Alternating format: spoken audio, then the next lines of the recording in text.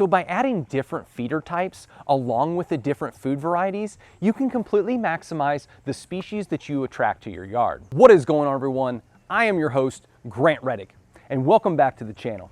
Today, we're going to talk about 5 bird feeding mistakes that you can fix today. Let's do this. Not feeding the right variety.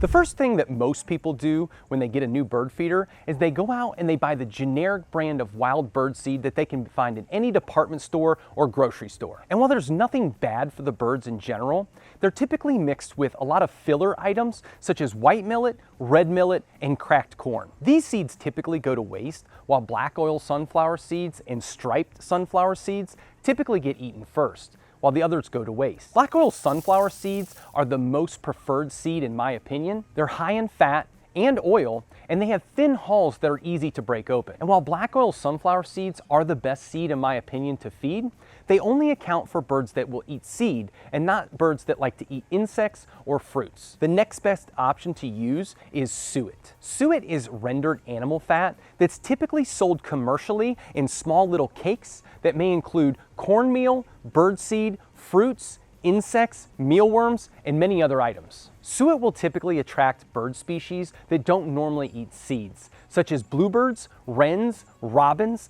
and other birds that like to eat insects. In warmer seasons, offering sugar water, depending on the concentration, can attract hummingbirds and orioles. Offering grape jelly can also attract birds that don't typically go to seed, such as mockingbirds, catbirds, tanagers, orioles, and many other species. Mealworms is another great option to offer in your yard, and these can be fed live or freeze-dried. Mealworms are a great option to attract bluebirds, mockingbirds, chickadees, and many other species. By offering a good variety of food, you can maximize the type of species that you can attract to your yard. Not offering different feeder types. We just discussed how adding different food types to your yard can maximize the amount of species that you attract. Different feeder types do the exact same thing, however on a much smaller scale. Many bird feeders are designed for a specific type of food, such as thistle feeders that are specific for Niger seed, suet cages that are made for suet cake, an oriole feeder that's designed to have orange halves and grape jelly. However, several feeders aren't designed for specific seed or food, but they may attract different species depending on how they're set up. A hopper type feeder is one of the most common feeders that you might see. They're typically designed to look like a house or a barn, and they usually have a roof that covers the seed from the outside elements. These can also attract many different species because you can add different seed within the hopper type feeders. A tube feeder, another very common type of bird feeder, is great for smaller birds that can perch on some of the perches, but not great for bigger birds such as blue jays and cardinals. Tube feeders are typically designed for either normal bird seed such as the black oil sunflower seeds or Niger or thistle seed. A tray or platform feeder is great because it can attract small and larger birds. However, there are some disadvantages to a tray feeder. Due to the fact that a tray feeder is out in the open, it can get hit by the elements such as rain, sleet, and snow, and it can also be a perfect target for predators within your yard such as an accipiter or other hawks. So by adding different feeder types along with the different food varieties, you can completely maximize the species that you attract to your yard. Incorrect placement for feeders.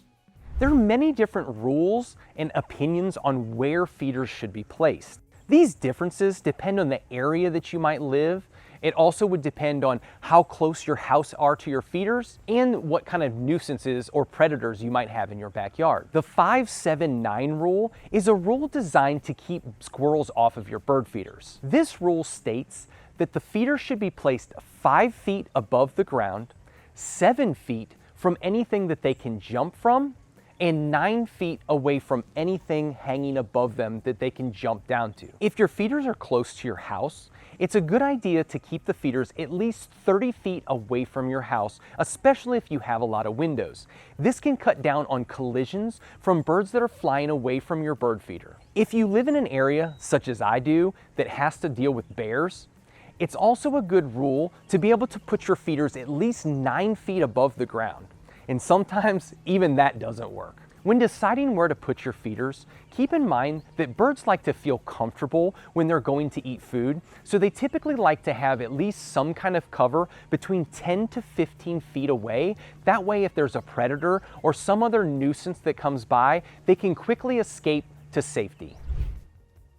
Not cleaning your feeders regularly.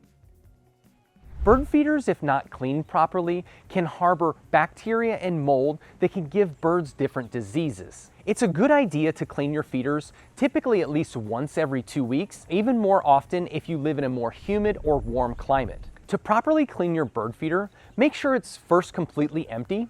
Soak it in a soap and water mixture for about 10 minutes.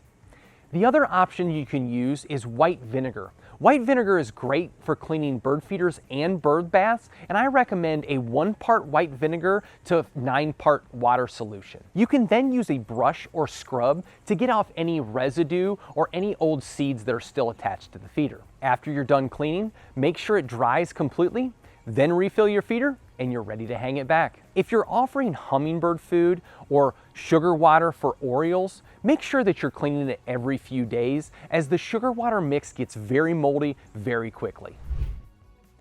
Not using predator or squirrel baffles.